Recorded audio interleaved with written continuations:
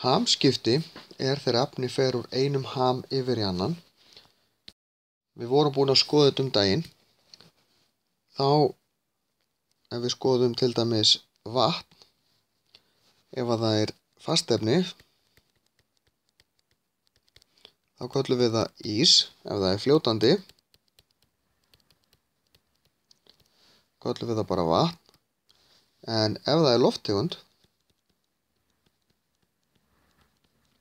þá köllum við það gufu eða vatn, eða vatnsgufu segja.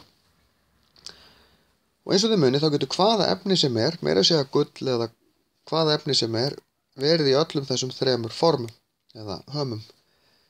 En hvað gerist þegar við förum hérna á milli? Þegar ís fer yfir í að vera vatn, þá köllum við það bráðnun og segjum að ísinn bráðni. Og þegar vatn fer yfir í að vera gufa, þá köllum við það uppgufun. Eða stundum bara gufun. Síðan þegar gufa fer í að vera vatn, þegar hitastigi lækkar, þá köllum við það þéttingu. Og þegar vatn fer yfir í að verða ís, þá köllum við það stundum að það frjósi. En það eitthvað sem við notum eiginlega bara vatn. Þegar við tölum öll efni, þá köllum við þetta storknun.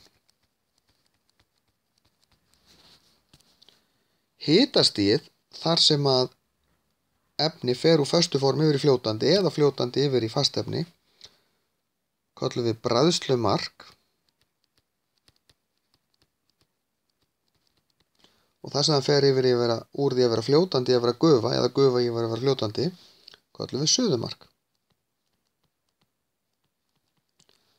Og suðumark vatns 100 gráður en bræðslumarki 0 gráður. Og það mismunandi hvaða efni við erum með, hvert suðumarkið og bræðslumarkið. En bræðslumarkið alltaf lægra heldur en suðumarkið.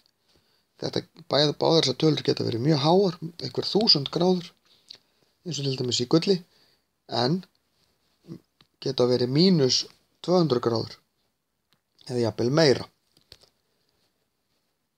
Fer allt eftir eiginleika efnanna hverju sinni.